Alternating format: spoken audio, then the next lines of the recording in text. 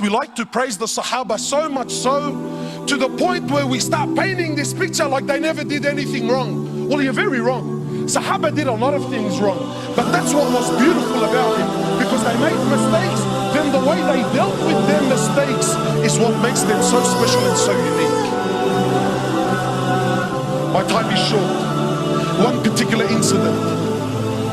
After one of the battles, there was booty of war, gold, silver, swords, shields, stuff like this.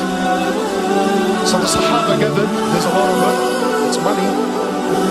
So they started sharing their opinions as to how they should distribute this wealth. And please don't listen to the story for the sheer entertainment of it. Live the story, brother. Try to imagine. I'm not sharing with you Walt Disney fairy tales. These are real stories of your fathers. Why? Not to entertain you, but to learn. Because you know what, my brothers, the truth is, when really push comes to shove, we don't follow the sunnah of Rasulullah sallallahu alayhi wa sallam. Deep down, we're gangsters, that's what we are. And being a gangster doesn't necessarily mean you got tattoos and used to sell drugs on the streets. Wallahi, I know Abu Ali's and Abu Ahmed's that are more gangsters than any youngster on the street that I can ever be. Gangster with your character and your attitude. We don't follow Rasulullah. We follow people like Tony Montana in Scarface, yeah, and Tupac and Mabarif Shoo, and that's it, brother. That's the way it is, cuz. That's how it is on the streets, brother. What deen is this, man? So the Sahaba, each man gave his opinion. Then Abu Dhar gave his opinion on the matter. For those of you who don't know Abu Dhar is Arab. Yani he makes an Arab feel like he's a non-Arab. You can't be any more Arab than what Abu Dhar was. So Abu Dhar also gave his opinion. Today, mosques. I was in Canada, mosques are waiting in courts to deal with the issues. Why? Because, brother, I gave my opinion. This guy disrespected me when we were in the meeting.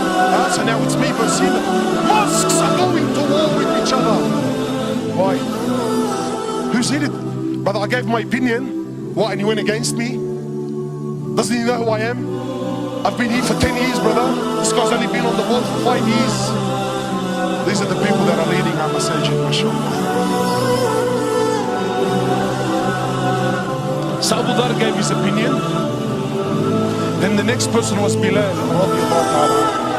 Bilal is the mu'addin of Rasulullah sallallahu alayhi wa sallam. Bilal not only used to be a slave, but an Abyssinian slave, meaning he was black. So as far as society is concerned, talk about being rock bottom. But you see, Islam came to break this. So when Bilal gave his opinion, he says, Abu Dhar, I disagree with you. Allahu A'lam, I think this is what we should do with the world. So Abu Dhar, imagine being put on the spot in front of everyone. He says, even you, ya Bilal, even you son of a black woman, even you're going to disagree with me today. These are big words.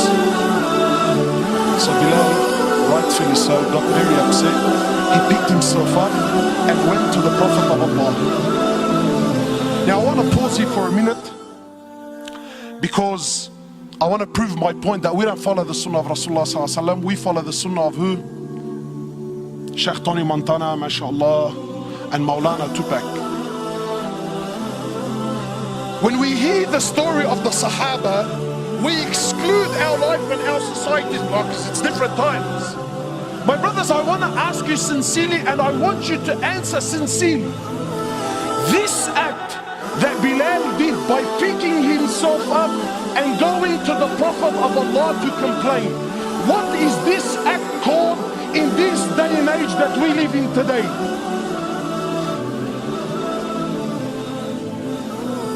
He's a snitch. True or not?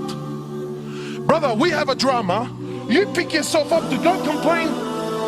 What are you, a woman, bro? That's street language. You see, but Bilal wasn't corrupted by your Tupac and your Tony Montana. Bilal was affected by your prophet, who you claim that you follow. You see, Bilal had something in his heart, so he went to someone that can help him with this situation. You and I, no. That makes me less of a man. Nah, Habib. I'm gonna hold that in my heart for the next 20 years. I'm gonna thrash him, backbite him, wipe the floor with him, slander him with any opportunity that I can get for the next 20 years. But I won't go to someone that just might be able to help my situation.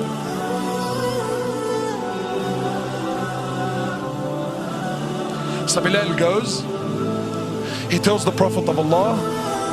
The Prophet of Allah became furious. So the Prophet of Allah, he comes, he goes to where Abu Dhar was, and he grabs Abu Dhar by Abu Dhar. Talk about bridging up. This right now was bridging up. And he grabs Abu Dhar and shakes him and says, Abu Dhar, you are a man that still has jahiliyyah in his heart.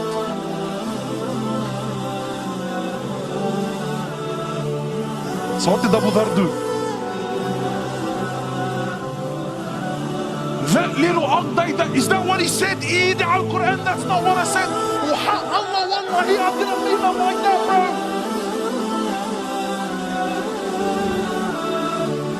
See, let me tell you the difference between a man and a so-called man. A real man is a man when he acknowledges that he really was in the wrong. He admits that he's in the wrong. So Abu Dhar lowers his head. He understands that he hurt his brother. He understands he upset his prophet. So how did he deal with the situation? Did he stop praying at that masjid so that I don't see Bilal? Because that's how we deal with our issues, isn't it? Did he? Abu Dhar radiallahu ta'ala anhu, after acknowledging that he's in the wrong, he picks himself up. He goes into the streets of Medina looking for Bilal radiallahu ta'ala anhu.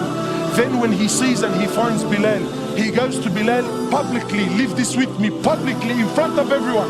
He goes to Bilal in front of everyone and gets down on the floor and says to Bilal, Ya Bilal, by Allah, I will not lift my head off the floor until you step on it with your foot.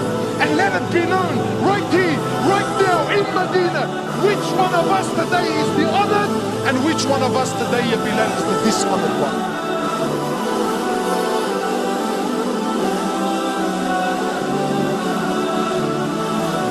Come on, man, how come I haven't heard this story before, bro? So what did Bilal do? He's vulnerable, he's on the floor, he acknowledged, I told you, bro, I told you I was in the right. What did he do? Wallahi, an opportunity that most of us would love to have with those that hurt us. You see, real forgiveness is to forgive from your heart sincerely, whether you can do something about it or you can't. You see, there are many of us who have issues and dramas with other people, and we paint on the outside that, nah, brother, wallahi, man, I forgive him for the sake of Allah. You little kazzab, you little spinner. The only reason that you claim that you forgive him is not because you really forgive him. The truth is you can't do anything to this guy anyway. So really, by default, by the fact that I physically can't do anything, I disguise my weakness with what? Nah, wallahi, bro, I forgive him for the sake of Allah. But deep down in your heart, deep down in your heart, if you got the news that a bus hit him, your heart will start to do the dab kibble.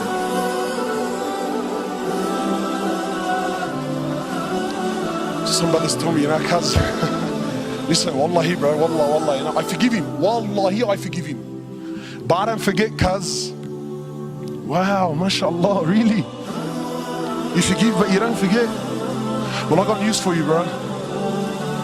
If you forgive, but don't forget, you didn't forgive to begin with. You see, this topic's not as juicy as what you first thought, eh? Why? Because it's hard on the nafs. Because this is real deen. This is real deen. So what did Bilal do? Bilal gets down on his hands and knees. He kisses Abu Dhar on the forehead. He says, Abu Dhar, are you serious? I forgive you for the sake of Allah. Done, finished, dusted, never to be spoken about again.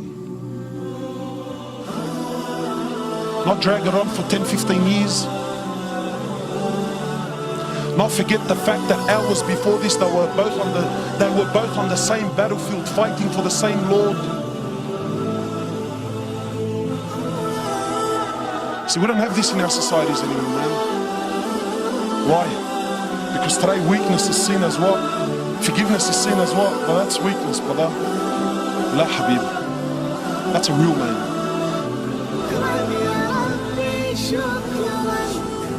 هديت قلبي شكرا نورت دربي شكرا